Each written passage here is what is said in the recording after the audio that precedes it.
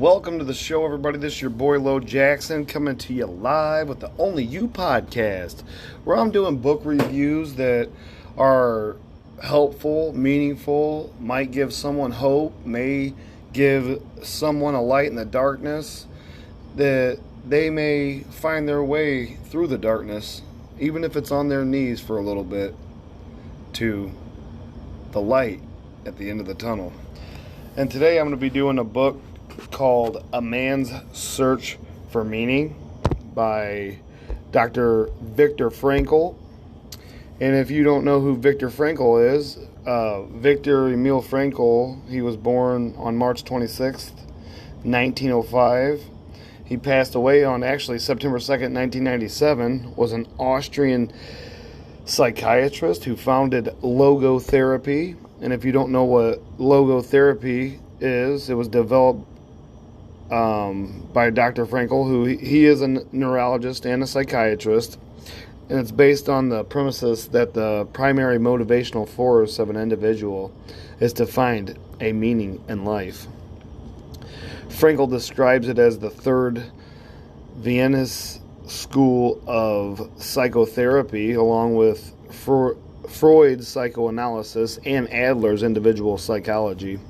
Logotherapy is based on existential analysis, focusing on Kierkegaard's will to meaning, as opposed to Alfred Adler's Nietzschean doctrine. It's a German word, it's a hard one to read, of will to power, or Freud's will to pleasure.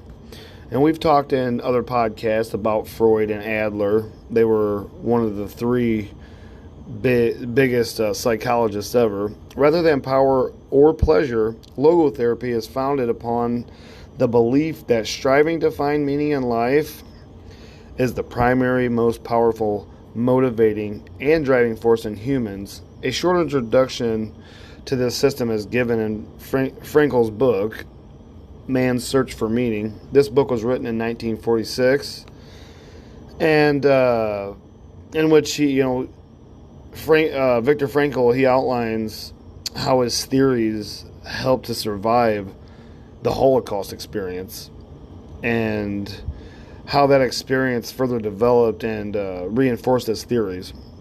And if you guys have never read this book, I do seriously encourage you to run out, find this book, download it. You can find it free on the internet, actually. This book is it has been one of the best books I've ever read. I read this book several years back, and I was in a really rough spot in my life then. You can find this book on Kindle for $9.99. You can find it at Barnes & Noble for $9.99, Kobo for $8.99. And it's actually on Audible for $4.13, and you can, where I got it on Google Play for $8.25. It's one of the best reads I've ever read, like I said. This gentleman talks about the Holocaust in this book, you guys. And I'll never forget how he described the moment when he realized that he had gotten a pea in his soup, the vegetable, a pea. Finding that one pea at the bottom of a liquid they called soup, it made him so excited. And when I was reading this book years ago, I can remember thinking, wow, I have no idea what it's like to go through something like Viktor Frankl did. And in this book, Man's Search for Meaning, he talks in the beginning about how people were coming into the concentration camp in the beginning, and he could tell that they were just like pretty much telling themselves, oh, it's going to be all right, I'm going to be okay, everything's going to be just fine. And well, we all know that it actually never wound up being just fine. Frankl's early life, he was born the middle of three children to Gabriel Frankl, a civil servant in the Ministry of Social Service, and Elsa, a Jewish family. That was his mom. His interests in psychology and the role of His interest in psychology and the role of meaning developed when he began taking night classes on applied psychology while in junior high school. As a teenager, he began corresponding with Sigmund Freud when he asked for permission to publish one of his papers. After graduation from high school in 1923, he studied medicine at the University of Vienna. And we all know that, and it's wild, I keep reading about all these psychologists and psychiatrists that come out of Vienna. And I really need to do some research to find out why that place is so apparent in the world, in the psychological world. I find it really interesting. During his studies, he specialized in neurology and psychiatry with a focus on depression and suicide. Wow, he was studying suicide back in, the 20s. That's wild. In 1924, Frankl's first scientific paper was published in the International Journal of Psychoanalysis. In the same year, he was president of the Socialites Aschensalzer. That's another German hard word to say. So bear with me, folks. Sorry. The Social Democratic Party of Austria's youth movement for high school students. During this time, Frankl began questioning the Freudian approach to psychoanalysis. He joined Alfred Adler's circle of students and published his second scientific paper, Psychotherapy and Worldview. It's funny, the more I get into this psychoanalysis, psychiatry, and all these self-help books, the more I find all this stuff so interesting, and the mind is so interesting, and these people that do this stuff is they're just amazing, and it's amazing how they put all the things in the mind together, and they study them so intricately that when they finally write their final paper or their final book, it just makes so much sense. Like, why didn't I ever think of that? Or, I've been doing that for years and never even realized it. In 1941, Frankl married Tilly Grosser, who was a station nurse at Rothschild Hospital. Rothschild. You guys know that the Rothschild are the most powerful, richest people in the whole world, and they always have been. They pretty much own everything. Soon after they were married, she became pregnant, but they were forced to abort the baby. Tilly died in Bergen-Belsen concentration camp. Frankl's father, Gabriel, originally from Porchelsmoor-Vela, wherever that is, died in the Theestad ghetto concentration camp on the 13th of February, 1943. He was 81. He died from starvation and pneumonia. His mother and brother, Walter, were both killed in Auschwitz. His sister Stella escaped to Austria. In 1947, Frankl married Ellie Katharina Schwitzwinder. She was a practicing Catholic. The couple respected each other's religious backgrounds, both attended church and synagogue, and celebrating Christmas and Hanukkah. They had one daughter, Gabriella, who went on to become a child psychologist. Although it was not known for 50 years, his wife and son-in-law reported after his death that he prayed every day and had memorized the words of daily Jewish prayers and psalms. Frankl died of heart failure in Vienna on September 2nd, 1997. I find that pretty awesome. He lived actually a very, very good life. Like I said, you guys, this is your boy Lo Jackson. I'm coming to you live with the Only You podcast, and right now I'm doing Man's Search for Meaning by Viktor Frankl. He published this book in 1947. I loved the book when I read it, and I think you guys would too. Dr. Frankl, author psychiatrist, sometimes asks his patients who suffer from a multitude of torments, great and small, why do you not commit suicide? From their answers, he can often find the guideline for his psychotherapy. In one life, there is love for one's child to tie to. In another life, a talent to be used. In a third, perhaps only lingering memories worth preserving. To weave these slender threads of a broken life into a firm pattern of meaning and responsibility is the object and challenge of logotherapy, which is Dr. Frankl's own version of modern existential analysis. existential analysis. In this book, Dr. Frankl explains the experience which led to his discovery of logotherapy. As a lifetime prisoner in bestial concentration camps, he found himself stripped to naked existence. Oh, in this book, you guys, he talks about how hard the wind blew through his clothes in the middle of winter when they were walking barefooted through snow with barely any clothes on. And I mean, at the end of the war, they were pretty much all almost naked, because the clothes have all been worn down. They'd been beaten, bruised, mistreated. And this, and we all have read several other people's accounts of those times, Anne Frank's one of them too. As a longtime prisoner is bestowed concentration camps, he found himself stripped to naked existence. His father, mother, brother, and his wife died in camps or were sent to the gas ovens, so that excepting for his sister, his entire family perished in these camps. How could he? Every possession lost, every value destroyed, suffering from hunger, cold, and brutality, hourly expecting extermination. How could he find life worth preserving? A psychiatrist who personally has faced such extremity is a psychiatrist worth listening to. He is, if anyone should be, able to view our human condition wisely and with compassion. Dr. Frankl's words have a profoundly honest ring, for they rest on experience too deep for deception.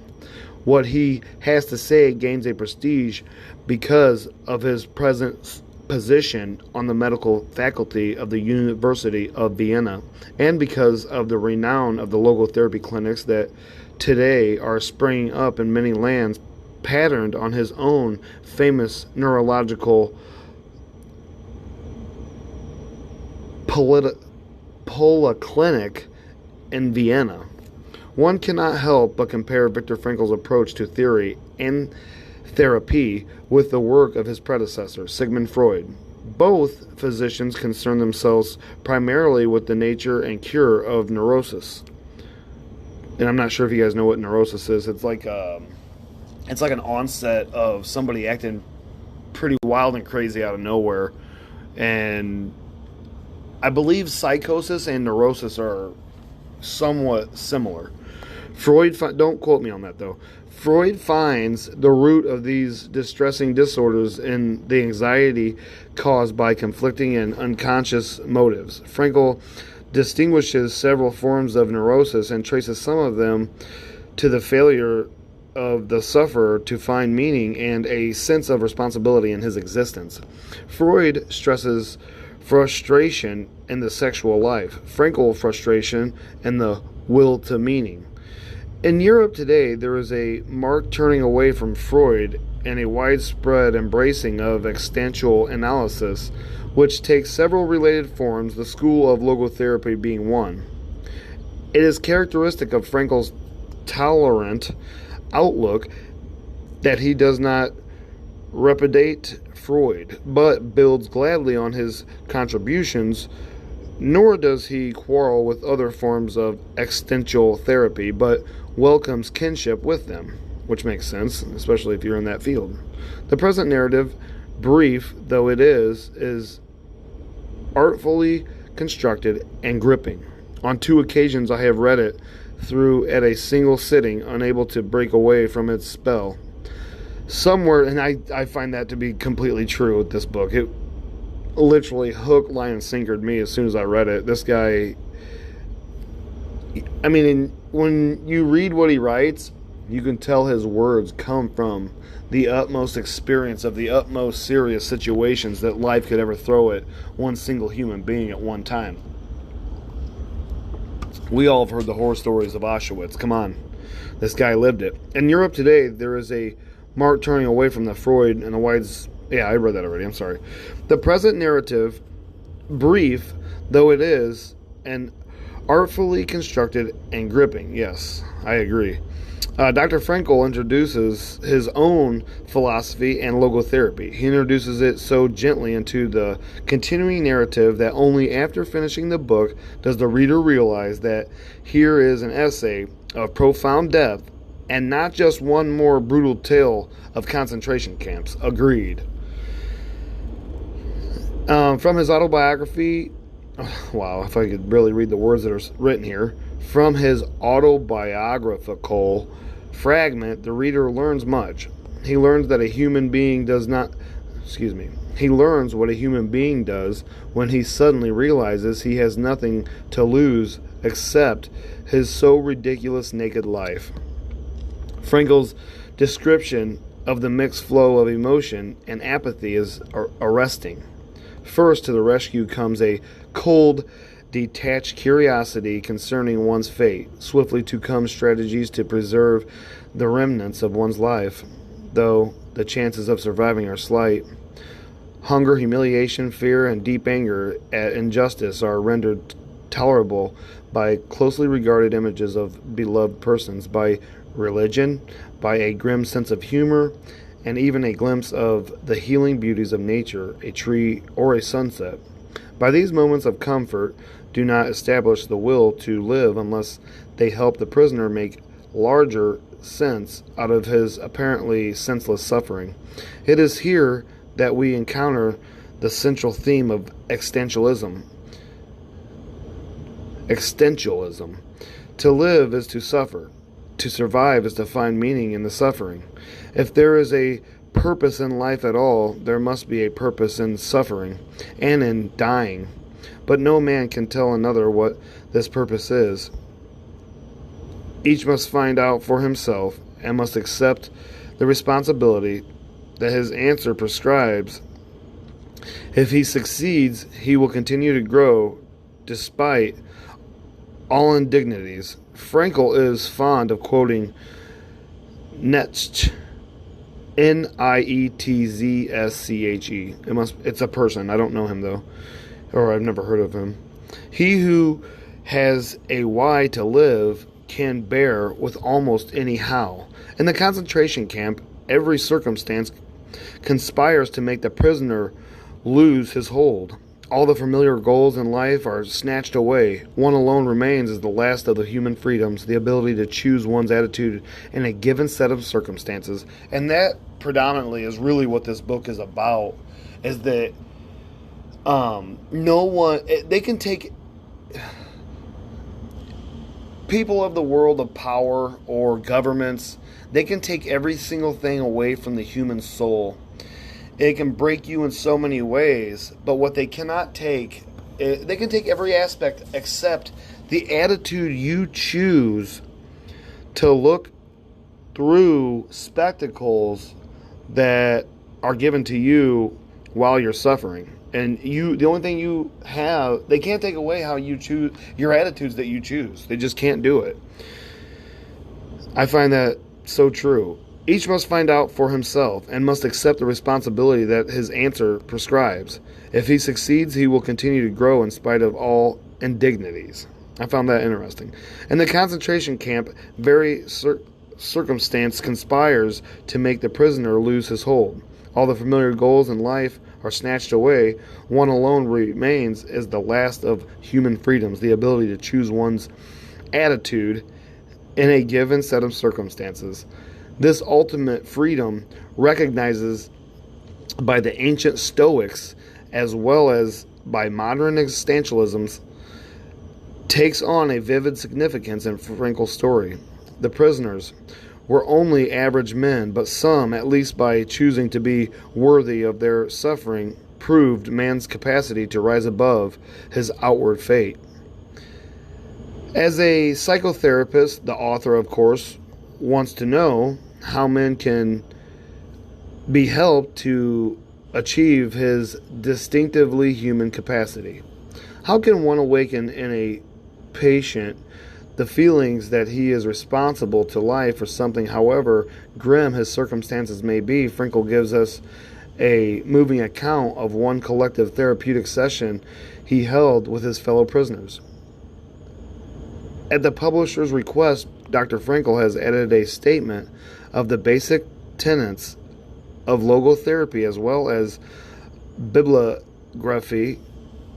Up to now, most of the publications of this third Vienna school of psychotherapy, the predecessors being the Freudian and Adlerian schools, have been chiefly in German, which is very hard to pronounce those words, even though English is a Germanic language.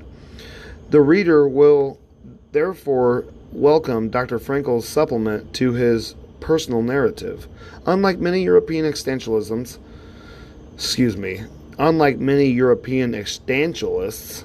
Frankl is neither pessimistic nor anti-religious. On the contrary, for a writer who faces fully the obloquy of suffering and the forces of evil, he takes a surprisingly hopeful view of man's capacity to transcend his predicament and discover an adequate guiding truth. I recommend this little book wholeheartedly, for it is a gem of dramatic narrative focused upon the deepest of human problems. I agree. And that was Gordon Allport who wrote that. And this book, for me, it really made me realize no matter what we go through, there's always somebody out there who has been through so much more, but has so much more to teach the world or me or whoever is going through these certain hardships, you know. One serves as the exstantial validation of my theories. Thus, both parts mutually support their credibility. I had none of this in mind when I wrote the book in 1945, says Frankl, and I did so within 9 successive days and with the firm determination that the book would be published anonymously. In fact, the first printing of the original German version does not show my name on the cover, though at the last moment, just before the book's initial publication, I did finally give in to my friends who had urged me to let it be published with my name, at least on the title page. Dankeschön, my friend. Dankeschön. That means thank you in German. At first, however, it had been written with the absolute conviction that as an autonomous opus, it could never earn its author literary fame. I had wanted to simply to convey to the reader by way of a concrete example that life holds a potential meaning under any condition, even the most miserable ones. And I thought that was important to include here, just for the fact that this book is amazing, you guys. I mean, it just teaches you so much about even Auschwitz. He literally dissects every thought a human has while coming into a concentration camp. You know, experiences in a concentration camp. That's actually the first title. That's part 1 of this book. This book does not claim to be an account of facts and events, but a personal experiences which millions of prisoners have suffered from time and time again. And it is the inside story of the concentration camp told by one of its survivors. The tale is not concerned with the great horrors which have already been described often enough, but the multitude of small torments. In other words, it will try to answer this question: how was everyday life in a concentration camp reflected in the mind of the average prisoner? Most of the events described here did not take place in the large and famous camps, but in the small ones where most of the real extermination took place. This story is not about suffering and death of great heroes and martyrs, nor is it about the prominent capos, prisoners who acted as trustees having special privileges, or well-known prisoners. Thus, it is not so much concerned with the suffering of the mighty, but with the sacrifices, the crucifixion, and the deaths of the great army of unknown and unrecorded victims. It was these common prisoners who bore no distinguishing marks on their sleeves, whom the capos really despised. While these ordinary prisoners had little or nothing to eat, the capos were never hungry. In fact, many of the capos fared better in the camp than they had in their entire lives. Often they were harder on the prisoners than were the guards and beat them more cruelly than the SS men did. And that's SS is a storm soldier. Those capos, of course, were chosen only from those prisoners whose characters promised to make them suitable for such procedures, and if they did not comply with what was expected of them, they were immediately demoted. They soon became much like SS men and the camp wardens and may be judged on a similar psychological basis. It is easy for the outsider to get the wrong conception of camp life, a conception mingled with sentiment and pity. Little does he know of the hard fight for existence which raged among the prisoners. This was an unrelenting struggle for daily bread and for life itself, for one's own sake or that of a good friend. Let us take the case of a transport which was officially announced to transfer a certain number of prisoners to another camp, but it was fairly safe guess that its final destination would be the gas chamber.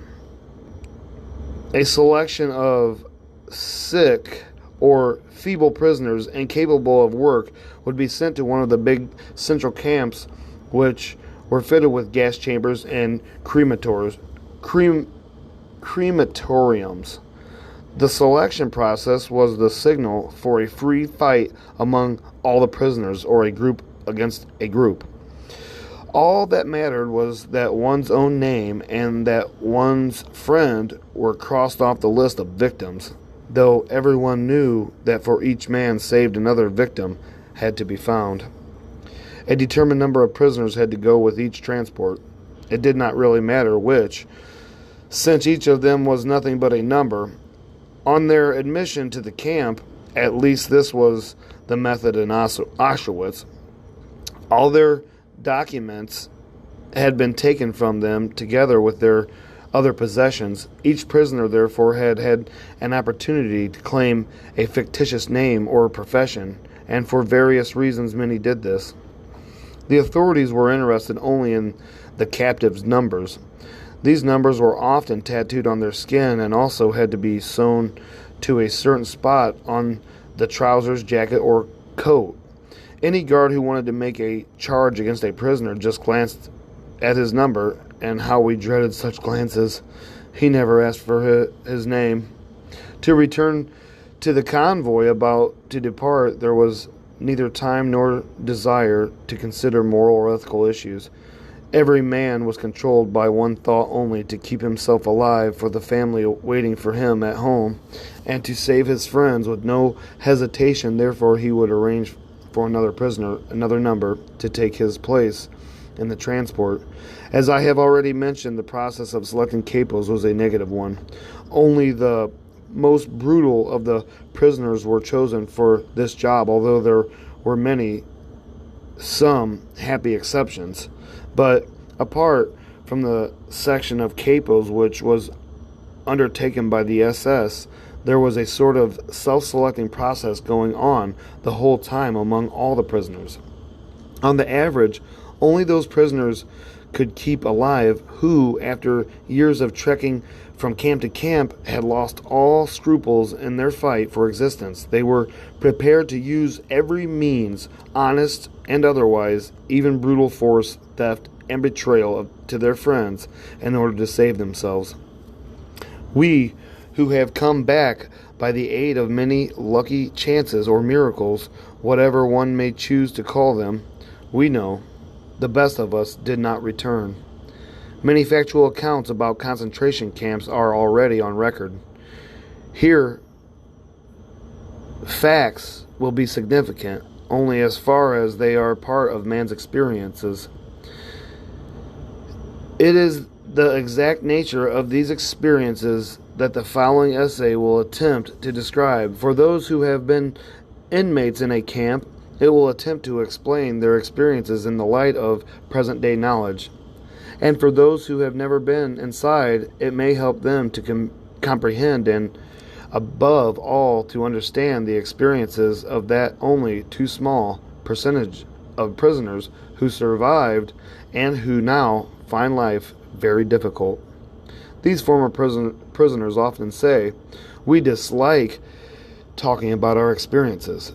No explanations are needed for those who have been inside, and the others will understand neither how we felt then nor how we feel now."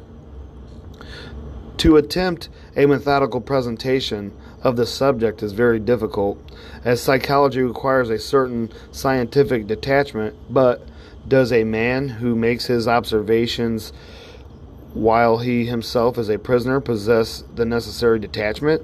Such detachment is granted to the outsider, but he is too far removed to make any statements to real value. Only the man inside knows. His judgments may not be objective. His evaluations may be out of proportion. This is inevitable. An attempt must be made to avoid any personal bias, and that is the real difficulty of a book of this kind. At times, it will be necessary to have the courage to tell of very intimate experiences. I had intended to write this book anonymously, using my prison number only, but when my manuscript was completed, I saw that as an anonymous publication it would lose half of its value, and that I must have the courage to state my convictions openly. And that was the fear of exposure, because when traumatizing things happen to us, we love to hide, and we love to, find reasons not to revisit those memories. I therefore refrained from deleting any of the passages in spite of an intense dislike of the exhibitionism. And this is the Only You podcast, where I do book reviews. My name is Lo Jackson, and this is Man's Search for Meaning by Dr. Viktor Frankl. He actually was a prisoner in Auschwitz, and his account of the life that he lived there is it's just unreal. The book is a great read, you guys. Get out there and get it. I want to tell you some of the main takeaways of this book that I found. Number one, when you find a why to live for, you can overcome any obstacle. 3 types of whys to live for: someone you love, something you love, triumph of overcoming suffering. Finding someone you love and something you love. Love is powerful, and loving a human can make you see the true depths of their personality. The second takeaway, nobody can decide your attitude towards a situation except yourself. Your attitude is one of the biggest freedoms you have as a human being, because nobody can choose it for you. And that's totally true, The third one, instead of finding the super meaning to life, find value in making every moment valuable. These are my takeaways that I'm doing on Viktor Frankl's Man's Search for Meaning. Instead of finding the super meaning to life, find value in making every moment valuable. Just like a movie of 1,000 different images, the full meaning isn't there until all the pieces are put together. Number 4, don't judge someone unless you can honestly say in the same situation you wouldn't do that same thing. And that's hard for everybody out there to do, but it's so easy to do the wrong thing, and it's always so hard to do the right thing. And I think one of the biggest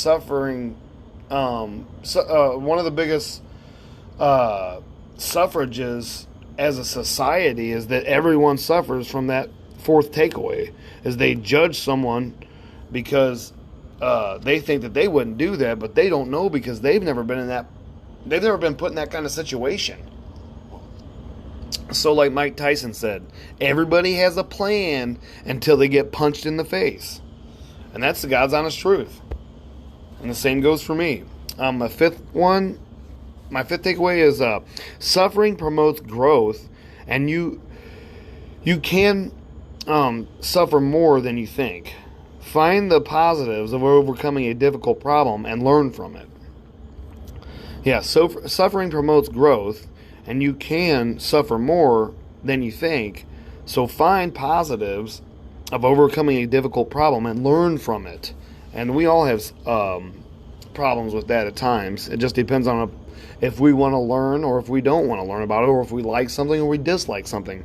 Because when you retain information about something you read, it's because you found that information likable. You enjoyed it. My sixth takeaway of A Man's Search for Meaning by Viktor Frankl is be appreciative of where you live and the situations you are in right now. Even in suffering, you guys. And in reality, I've been going through a lot of suffering here recently. All my kids are getting ready to be out of the house this year.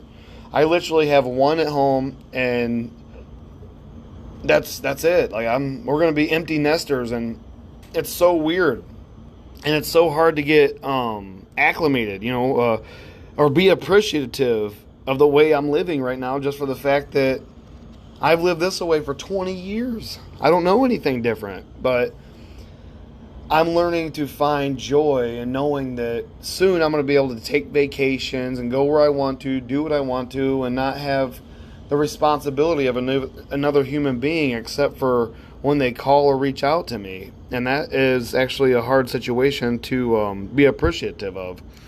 And my seventh takeaway of A Man's Search for Meaning by Viktor Frankl is goals need to have some struggle with them.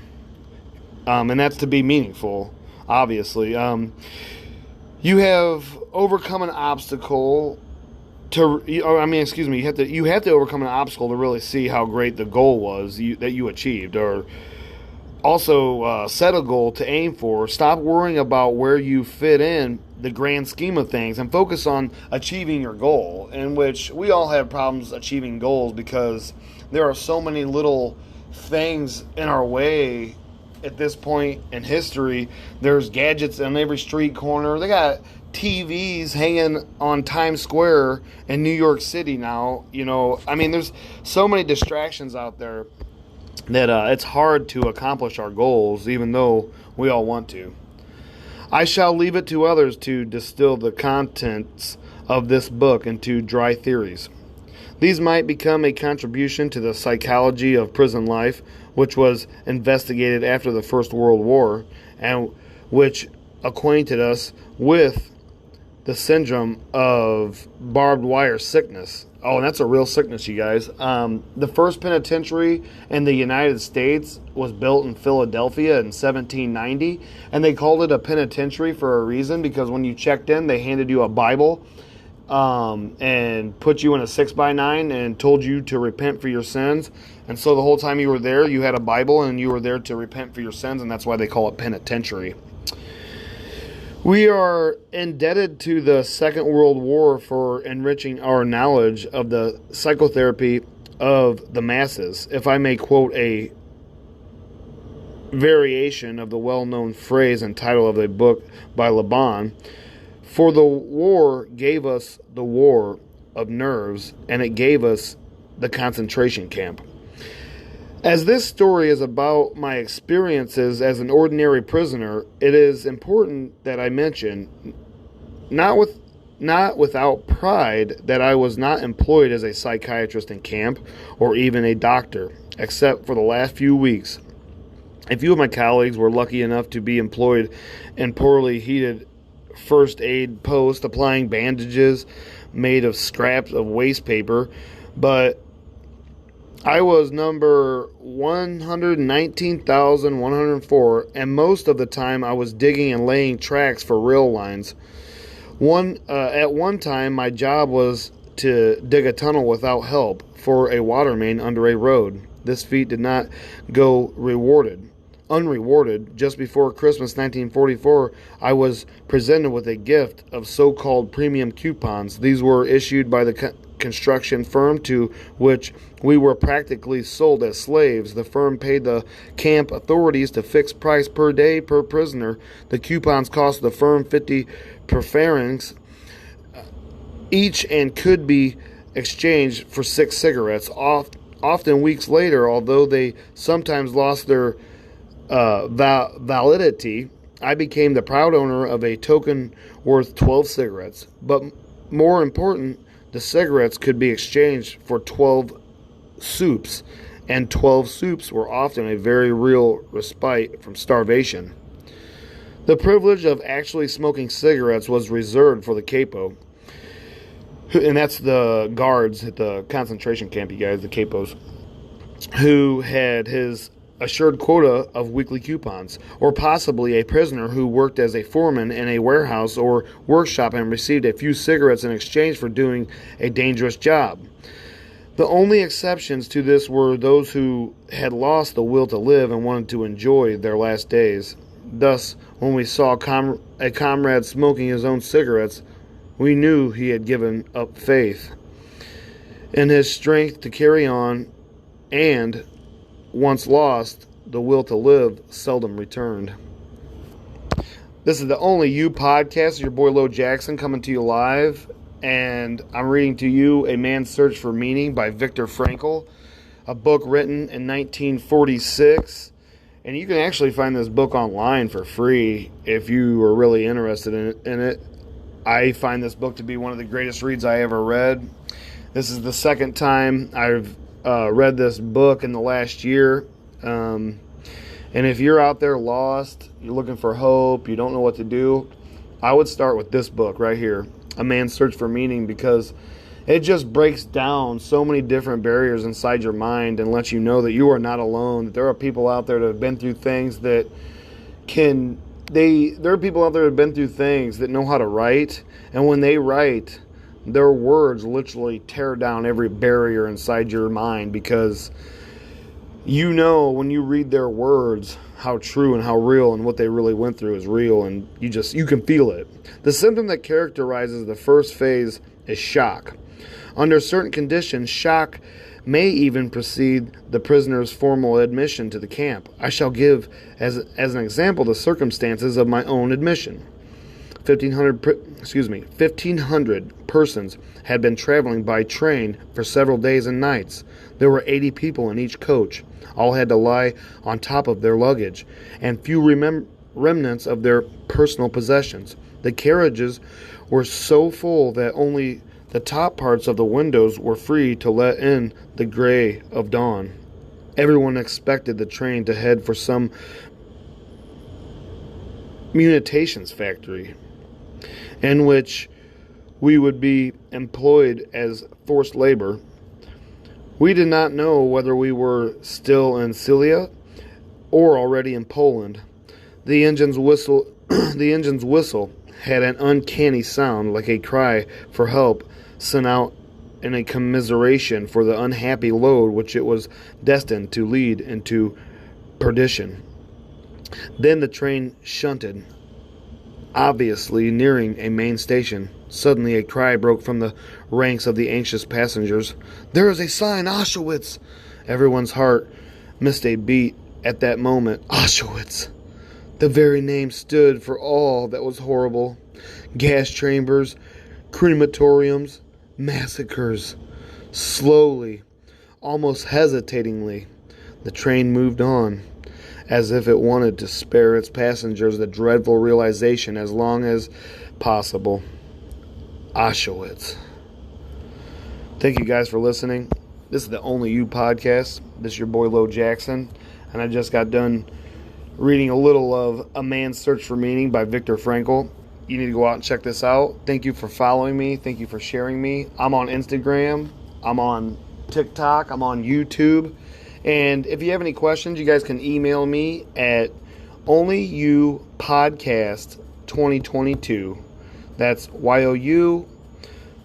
Yeah, you. That's you. Come on, you guys. Come and follow me.